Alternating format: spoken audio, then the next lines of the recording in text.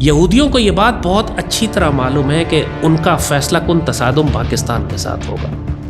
تو یہ جو حملہ پاکستان پر ہمارے ابھی ہوا ہے، یہ پاکستانی قوم کو یہ بات معلوم نہیں ہے کہ براہ راست اس میں اسرائیل اور بھارت دونوں مل کر ہمارے خلاف حملہ آور تھے.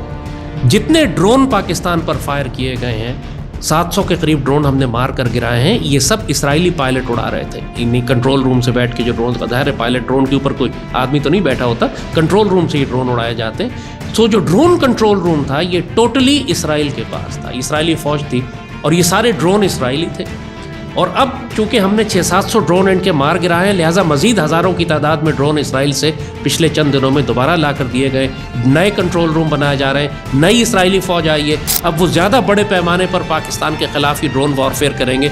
وہی ہم نے کہا نا کہ اسرائیلیوں کو بہت اچھی طرح معلوم ہے کہ پوری مسلم دنیا میں اگر کوئی ملک ان کو تباہ کر سکتا ہے تو وہ پاکستان ہے.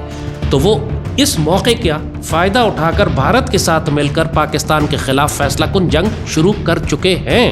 انہوں نے شروع کر دی ہے، لیکن پاکستانیوں کو بھی احساس نہیں ہے کہ ان کے خلاف اصل جنگ کرنے والا ہندو مشرک نہیں، وہ وہی صہیونی یہودی ہے کہ جو مشرق وسطیٰ میں اور فلسطین میں آج فلسطین کے مسلمانوں کا قتل عام کر رہا ہے.